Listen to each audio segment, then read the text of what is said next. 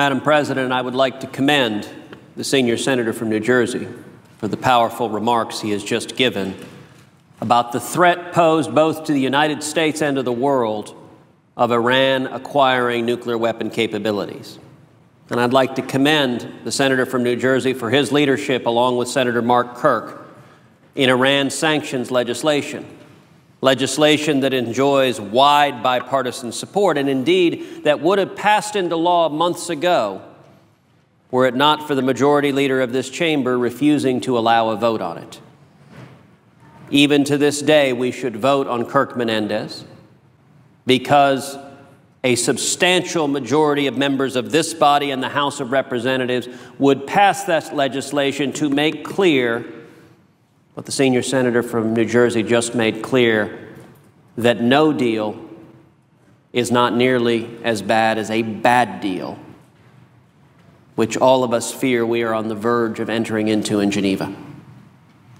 Madam President, I rise today to address the misguided foreign policy of the Obama administration, which is wreaking catastrophic consequences across the globe. The Obama-Clinton-Kerry foreign policy has profoundly undermined our national security, along with that of our friend and ally, the nation of Israel. Just last week, the White House coordinator for the Middle East, Philip Gordon, gave an astonishing speech at an international conference in Tel Aviv to try yet again to revive the Israeli-Palestinian peace process. In his remarks, Mr. Gordon criticized Israel for the failure of the most recent round of attacks, urging yet further concessions to the Palestinians.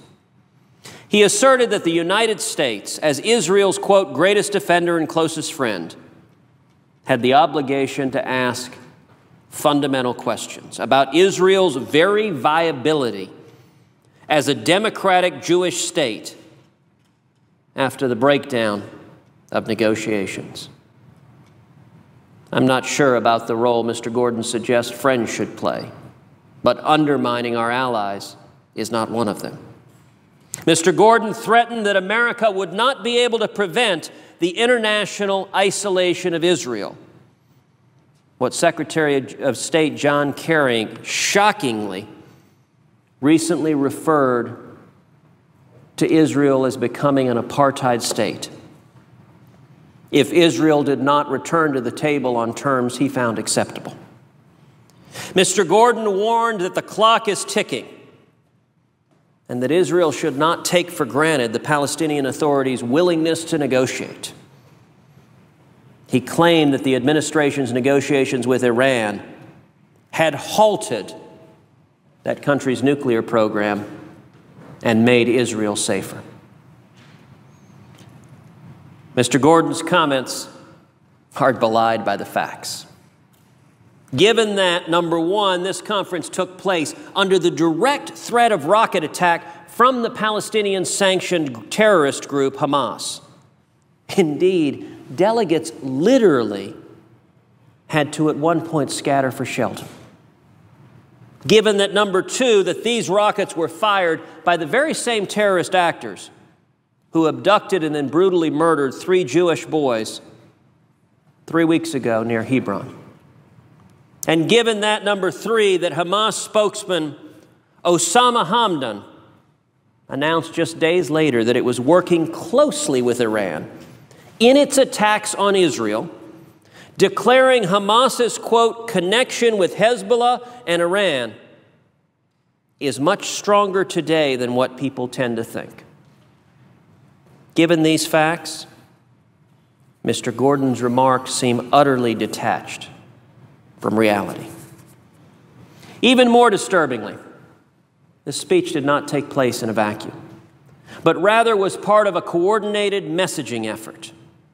It was accompanied by an op-ed by President Obama in Haaretz, which sponsored the conference, repeating Mr. Gordon's main themes.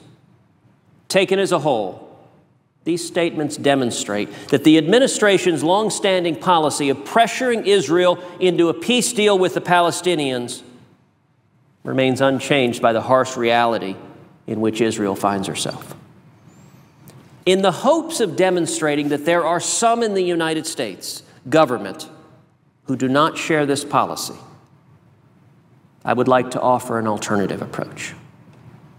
As Israel's greatest partner and ally, the United States has weathered with Israel relentless attacks from terrorist organizations like Hamas and Hezbollah, belligerence from rogue nations like Iran, and unremitting hostility from international organizations like the United Nations. As such, we are veritable brothers in arms. And who better than a brother to tell the truth about you?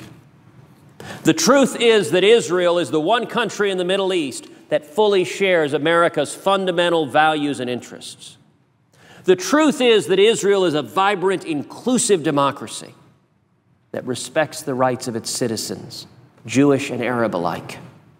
The truth is that Israel has, for more than 6 decades, wanted nothing more than peace and has repeatedly made significant concessions to achieve it. The truth is that Israel can never be isolated on the international stage because the United States, with or without the president, will continue to stand with Israel. And the truth is, for the United States to abandon Israel would be to abandon the very moral principles that have made our nation exceptional.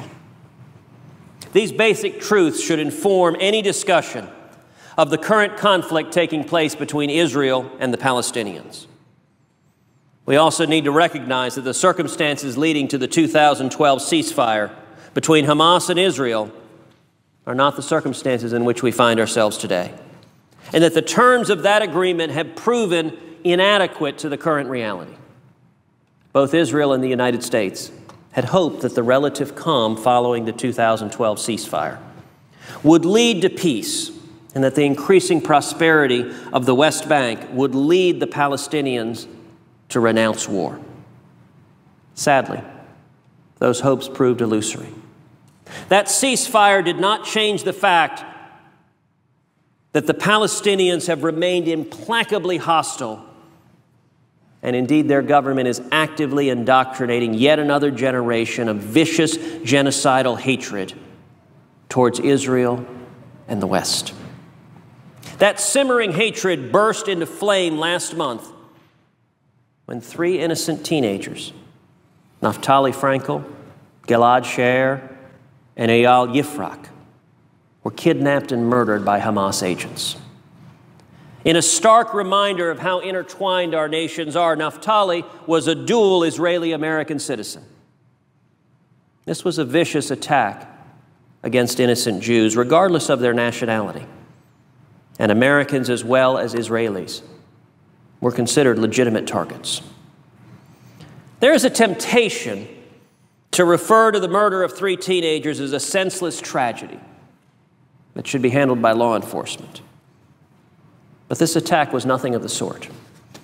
It was a terrorist atrocity, coldly plotted and executed by vicious killers whose only motivation was to murder teenage Jews regardless of their citizenship, and whose larger mission is the annihilation first of Israel and then of the United States. It was therefore my privilege last week to file Senate Bill 2577, a bill that would direct the Secretary of State to offer a reward of up to $5 million for the capture or killing of Naftali's killers, and by extensions, those of Gilad and Eyal as well. No one doubts Israel's ability to handle this matter on her own, but the Hamas terrorists need to be perfectly clear that the United States understands that kidnapping and murdering a U.S. citizen is an attack on us as well. And we will actively support Israel's response to this atrocity. I'm gratified by the support this bill has gotten in the Senate from both sides of the aisle, and in particular, I am gratified that this bill is co-sponsored by the senior senator from New Jersey, the chairman of the Foreign Relations Committee. And I look forward to that committee's markup of the bill this week.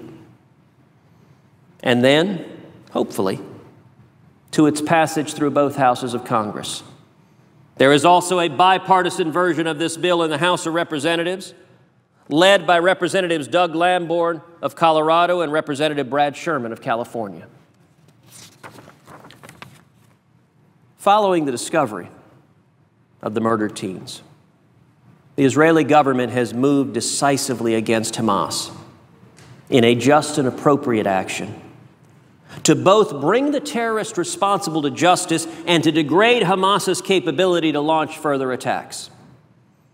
Now is not the moment to suggest that Israel open itself up to further terrorist attack by, for example, withdrawing from the West Bank. Now is not the moment to urge restraint or to try to broker yet another temporary ceasefire that doesn't stop the threat of Hamas murdering innocent civilians. But now is the moment to support Israel in the effort to eliminate the intolerable threat of Hamas. And given Hamas's commitment to terrorist violence, the Israeli response is by necessity military, and it must be decisive. This conflict is not of Israel's choice. It is Hamas's choice. And to argue that there is some sort of viable diplomatic alternative, as Mr. Gordon and President Obama did last week, is denying the truth. In addition to the current military offensive, there are a number of important long-term steps that the government of Israel has taken to reduce the threats of terrorist attack and so to secure the civilian population. One is the security barrier in the West Bank, initiated by Prime Minister Ariel Sharon during the Second Intifada, necessitated by waves of Palestinian suicide bombers targeting Israel. This fence was immediately decried as an abuse of the Palestinian people, and indeed declared illegal by the International Court of Justice. But since the fencing began, attacks have declined by 90%.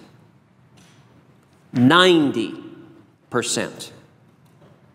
No apology should be required for securing a nation's border and for saving innocent civilian lives. The Israeli missile defense system that protects against short-range rockets coming out of Gaza is an equally remarkable success story. In partnership with the United States, Israel has conceived, designed, and implemented Iron Dome, which enjoyed a remarkable 87% success rate during the 2012 Operation Pillar of Defense, and to all appearances is exceeding that performance in this most recent action. Iron Dome has dramatically changed Israel's ability to determine the future on its own terms, not because the Palestinians have in any way modified their eagerness to fire rockets at their neighbors in an attempt to murder innocent civilians, but rather because the Israelis now have a system capable of neutralizing the vast majority of those rockets and protecting the hospitals and schools and homes that the Palestinians seek to destroy. President Obama wrote in his Haaretz op-ed that, quote, while walls and missile defense systems can help protect against some threats, true safety will only come with a comprehensive negotiated settlement. But that can only be true when both sides genuinely seek peaceful coexistence, which at this time, sadly, the Palestinians do not. Projects like the security barrier and Iron Dome may well be, both practically and philosophically, Israel's only option. That the Israeli response to hostility out of the territories has been primarily defensive is an important illustration of their preferred approach to this problem, which is not to attack or destroy, but rather to protect and defend. This posture illustrates the fundamental difference between the Israelis, who have pledged they will stop fighting when the Palestinians stop fighting, and the Palestinians, who swear they will stop fighting only when Israel ceases to exist. As Prime Minister Netanyahu recently said, Israel uses missiles to protect its citizens, whereas Hamas uses its citizens to protect its missiles. We must reject any assertion of moral equivalence between the Palestinians who seek to attack Israel and the Israelis who are trying to defend themselves from terrorist attack. Nowhere was the contrast between these two sides more clear than in the two investigations that are taking place into the murders that occurred in Israel in recent weeks. After the bodies of Naftali, Gilad, and Eyal were discovered, an Arab teen, Mohammed Abu Qadir, was tragically, savagely murdered by Jewish extremists in a perverted attempt at retribution. Prime Minister Netanyahu rightly, quickly, and emphatically condemned this act, and he called the victim's father personally to offer condolences. Naftali's mother, Rachel, stated her sympathy publicly, saying, quote, "No mother or father should go through what we are going through now.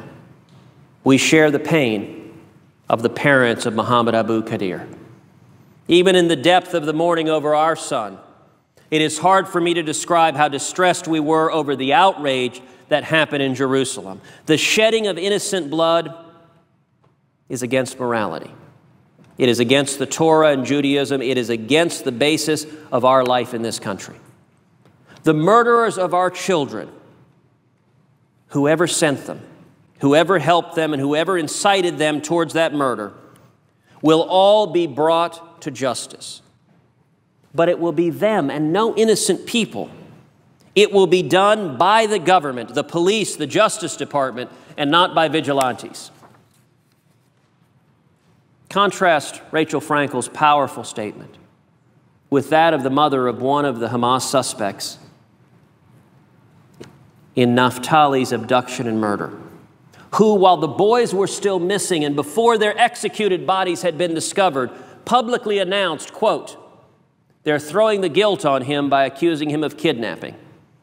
If he truly did it, I'll be proud of him till my final day.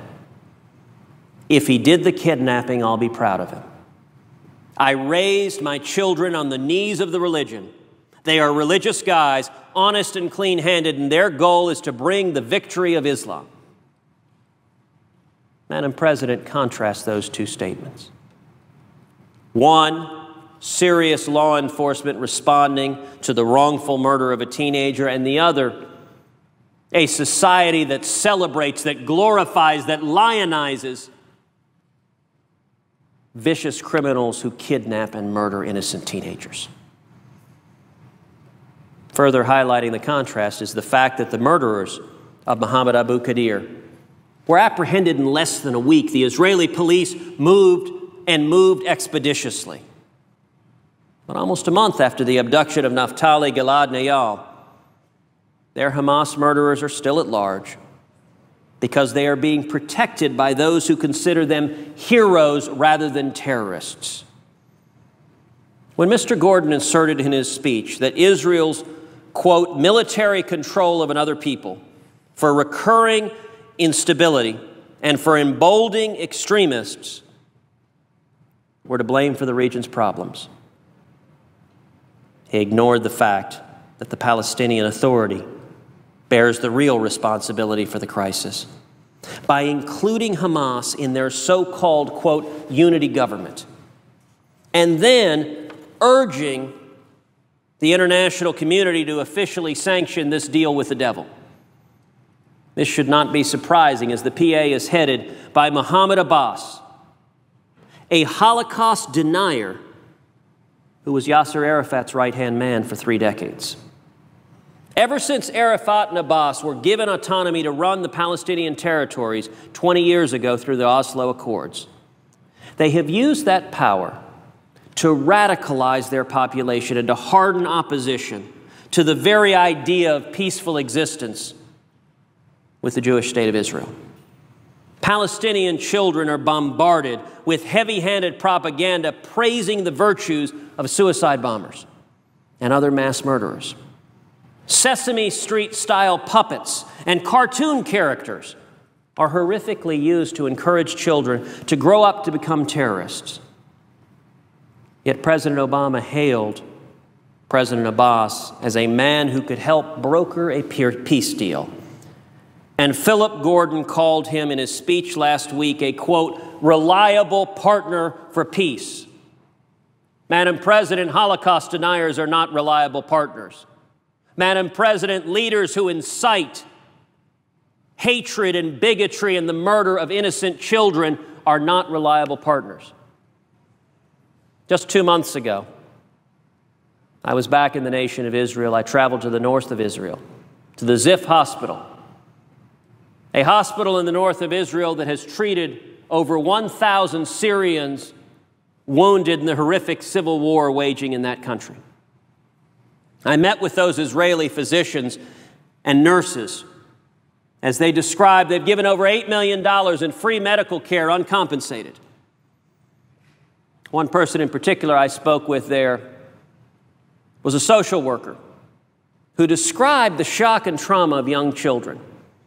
Imagine, Madam President, you're a little boy, you're a little girl in Syria, you go to bed in your bedroom, and a bomb, a missile, a mortar comes through the ceiling, explodes, and when you awake, you've been horrifically wounded, and you find yourself in the nation of Israel in a hospital surrounded by Israeli doctors and nurses.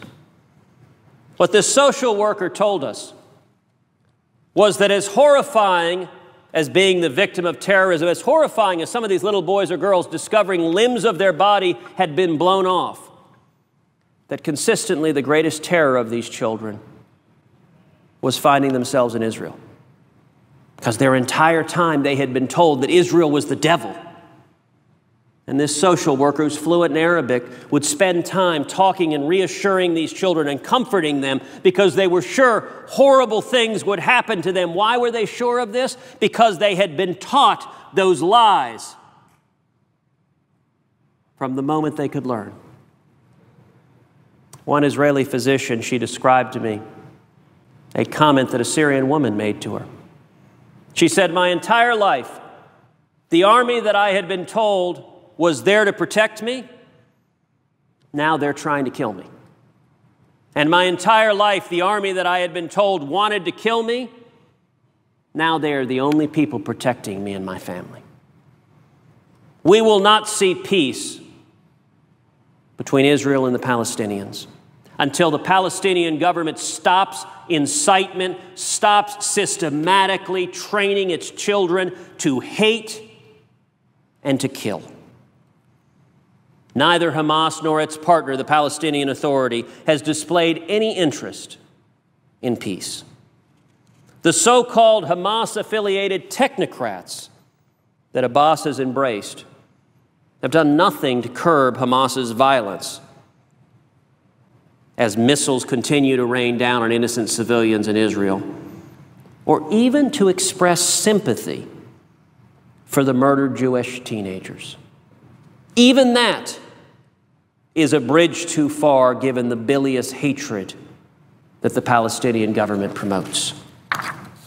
The incessant campaign of incitement carried out by the PA lays bare the myth that Abbas is in any way a moderate or possesses any real desire for peace with the Jewish state. In his speech, Mr. Gordon asserted that, quote, Israel should not take for granted the opportunity to negotiate peace with President Abbas, who has shown time and again that he is committed to nonviolence and coexistence with Israel. Madam President, how can any rational sentient person utter that sentence? That Mr. Abbas has shown time and again that he is committed to nonviolence and coexistence with Israel while he partners with Hamas, a terrorist organization that is raining rockets on Israel as we speak. When he's directly responsible for a pattern of incitement that is training young Palestinians in vicious racial bigotry and hatred, that is celebrating murderers and kidnappers as heroes and martyrs. Anyone who utters a statement like Mr. Gordon uttered is being willfully blind to the facts on the ground.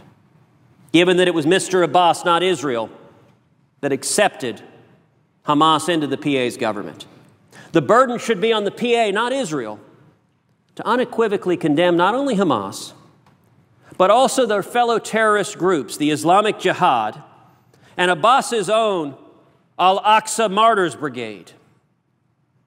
The PA should not take for granted the limitless patience not only of Israel, but also the United States, and indeed any responsible members of the civilized world, for the legitimization of these terrorist groups.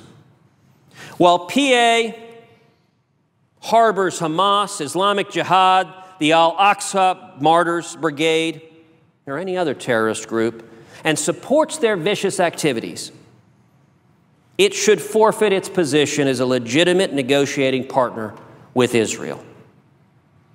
It is the height of delusion to suggest that Israel should accommodate the Palestinian Authority with any further security concessions until this activity stops. While the PA harbors Hamas, Islamic Jihad, the Al-Aqsa Martyrs Brigade, or any other terrorist groups, and supports their vicious activities, it should forfeit any and all material support from the taxpayers of the United States, not one penny. And only when the PA takes significant and affirmative steps to stop incitement, eradicate terrorism, and demonstrate its leadership's ability to honor their pledged commitments in the past, including the Oslo Accords, and affirms Israel's right to exist as a Jewish state, should this aid be reconsidered. It must also be recognized that Hamas is not acting alone in the current crisis. In an alarming escalation of the rocket attacks out of Gaza, Hamas militants recently fired an M302 type rocket, an unprecedented 70 miles north, some 30 miles north of Tel Aviv, meaning that now 6 million Israelis are vulnerable to the rocket attacks. Israel has intercepted a shipment of these weapons bound for Gaza from Iran earlier this year. It now appears that some of them have gotten through by other means. And as Osama Hamdan's comments celebrating their close collaboration demonstrate, neither Hamas nor Iran is even trying to hide the connection. In the face of this blatant hostility from the Islamic Republic of Iran, it seems the height of foolishness for the United States to be participating in nuclear negotiations with Tehran at this time. Iran's leaders are actively engaged in inciting and supplying violent terrorism. Indeed, Iran is the chief state sponsor of terrorism on the globe today. And our focus should be on thwarting Iran's behavior in Gaza and across the world, not in engaging diplomatic niceties over Chardonnay in Vienna. Given Iran's ongoing pattern of arming Hamas with increasingly sophisticated weapons, it is simply unacceptable to risk their achieving nuclear capability by exploiting the eagerness, the utterly unexplainable eagerness of the Obama administration to get a deal, any deal at all, it seems, by the July 20th, 2014 deadline. We need to recognize that the arbitrary decision to relax sanctions and to engage in 6 months of negotiations under the Joint Plan of Action last year was an historic mistake.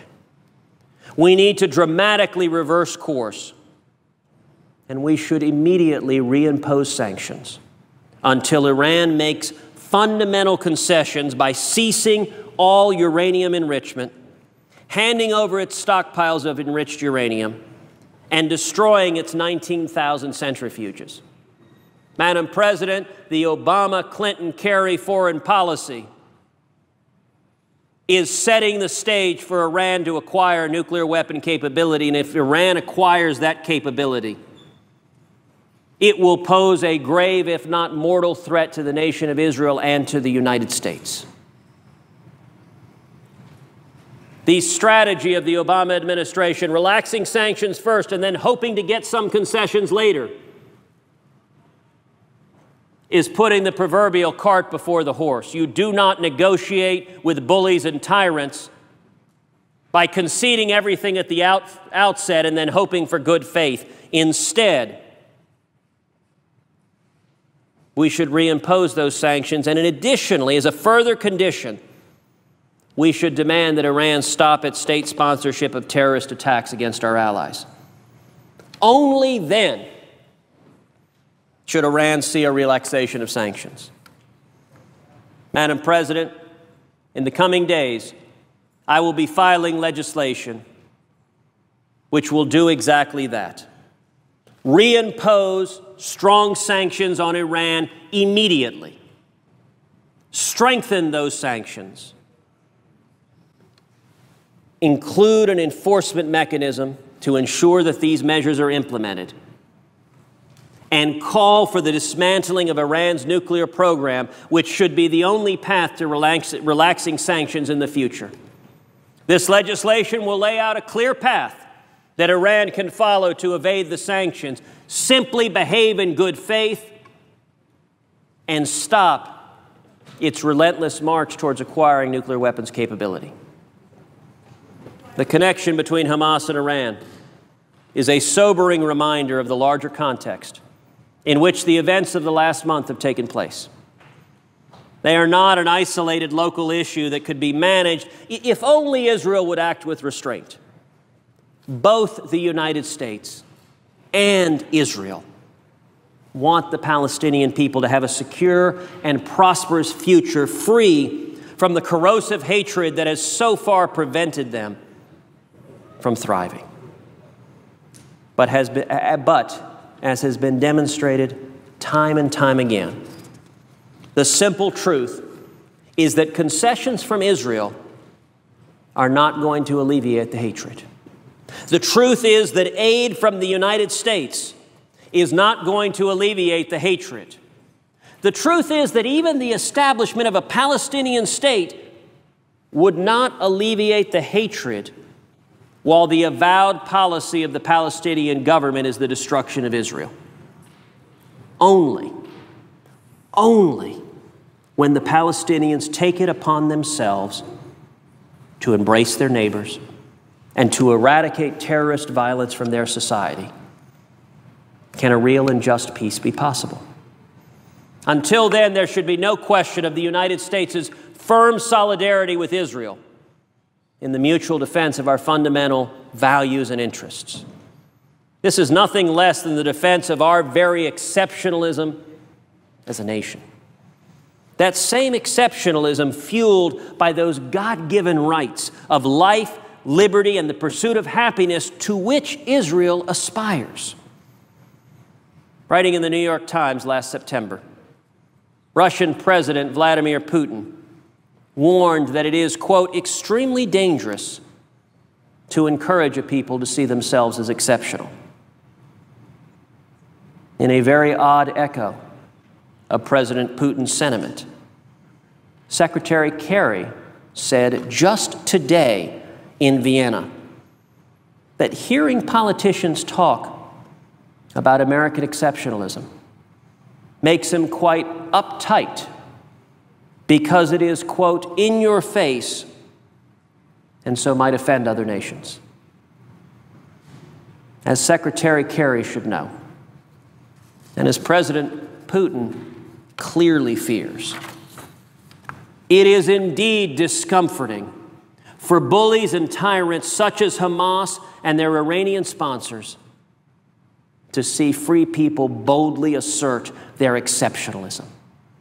Indeed, in modern history, it has been dangerous for totalitarian despots when the American people rise up and defend our exceptionalism. I would encourage Secretary Kerry to unambiguously explain American exceptionalism to his colleagues across the negotiating table. They might benefit from hearing that one of the most exceptional things about America is that we will robustly support our allies when they are engaged with the radical terrorist enemy that targets us both. It is not enough, as Mr. Gordon seemed to think sufficient, to, quote, fight for Israel every day in the United Nations.